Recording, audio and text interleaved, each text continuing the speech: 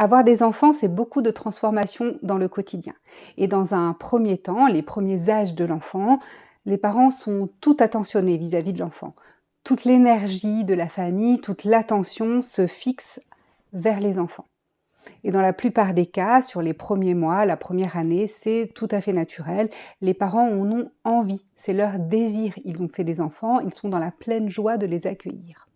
Mais il y a un moment où les désirs d'adultes se font sentir. Et là, si ces désirs ne sont pas écoutés, la parentalité peut devenir du sacrifice. Et quand elle devient du sacrifice, alors naturellement, tout le relationnel parent-enfant se dérègle.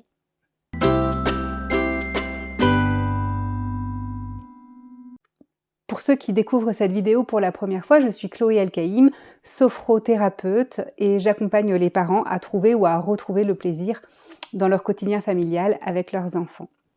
Je profite aussi de ce moment de présentation pour vous rappeler à quel point tous vos commentaires, likes, abonnements sont essentiels pour le développement de cette chaîne. Si vous sentez que je vous apporte de la valeur avec ces vidéos, alors vous pouvez vous aussi apporter de la valeur à la chaîne. J'entends bien souvent des mères qui ont ce sentiment de subir. Le quotidien familial s'est organisé insidieusement et petit à petit, elles ont l'impression de ne plus avoir le choix. Dès lors, leur parentalité, c'est une parentalité en sacrifice. Alors c'est bien de ce thème dont je veux vous parler aujourd'hui. Je me suis amusée à aller chercher basiquement la définition de ce qu'est un sacrifice et je trouve que c'est assez éclairant. Offrande rituelle à la divinité, caractérisée par la destruction ou l'abandon volontaire de la chose offerte. Ou alors, renoncement ou privation volontaire. Ce qui interpelle le plus mon attention dans ces définitions, c'est la notion de volontaire. Lorsque les parents ressentent du sacrifice, ils ressentent qu'ils n'ont plus le choix et ils ressentent que leur enfant a pris toute la place. Il est totalement au centre de leur propre vie. C'est là qu'il y a un dérèglement. Ce qui est intéressant par rapport au mot volontaire de ces définitions, c'est que vous êtes responsable de la position que vous prenez. Vous êtes le conducteur du bus. Alors c'est formidable si vous êtes un bon conducteur, que vous faites très attention à votre conduite, qu'elle soit satisfaisante pour tout le monde, mais pour vous aussi bien sûr, que vous passez toutes les musiques qui font plaisir à tout le monde, que vous écoutiez quand on vous donne un conseil, dire tiens tu peux plutôt passer par là que par là, ah oui tiens c'est une bonne idée, voilà il y a de la collaboration, les autres existent aussi. Néanmoins, vous êtes le conducteur du bus. Donc si vous êtes vraiment au bout du rouleau, fatigué, ça devient dangereux pour tout le monde. S'il y a sacrifice, ça se payera. Et ça se payera à la fois pour vos enfants et pour vous-même. D'abord pour vos enfants, tout simplement parce que vous en êtes l'exemple. Nous en avons souvent parlé sur cette chaîne. En fait, l'enfant vous regarde et il télécharge un savoir-être. Tiens, c'est ça d'être un adulte, c'est ça d'être une femme, c'est ça d'être un homme. Alors, si c'est ça d'être bon dans la relation, de se sacrifier, il le reproduira à sa manière lui aussi plus tard. Oserais-je vous dire que si vous voulez voir votre enfant heureux, soyez heureux vous-même? Et pour vous aussi, les parents, si vous ne vivez pas votre vie, votre existence, votre bon plaisir lorsque vos enfants sont en train de grandir, alors il vous sera plus que naturel d'exiger une contribution, une rétribution à tous ces sacrifices.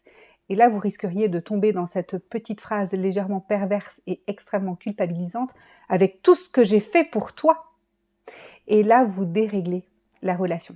Il y a Franck Lobvé qui en parle extrêmement bien. Je vous laisse avec lui une petite minute et je vous reprends juste après.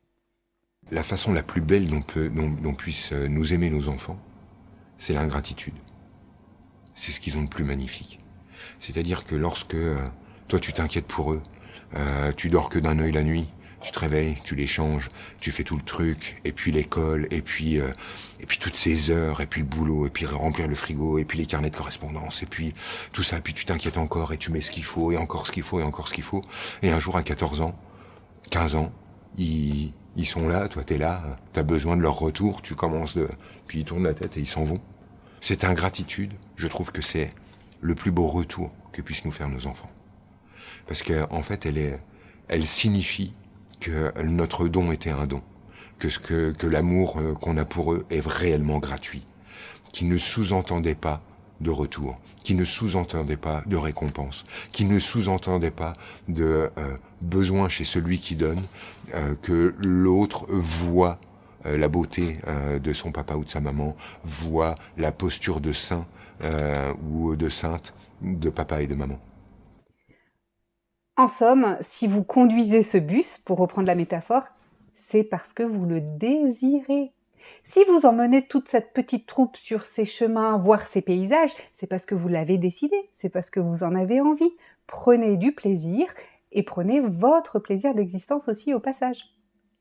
Et puis pour finir, si vous vous sentez encore coincé dans ce sentiment de subir, et si ce que je viens de vous dire vous paraît tout à fait pertinent, mais que vous ne connaissez pas la marche à suivre, vous ne voyez pas comment agir, sachez que j'ai créé une méthode qui s'appelle Voyage en parentalité. Vous pouvez la découvrir sur mon site internet, mais vous pouvez aussi la découvrir à travers un rendez-vous au téléphone d'une demi-heure pour savoir si je peux réellement vous aider. Pour ça, vous pouvez cliquer dans la barre d'infos et prendre votre rendez-vous au moment où cela vous convient. Je vous souhaite une très bonne semaine et à mercredi prochain.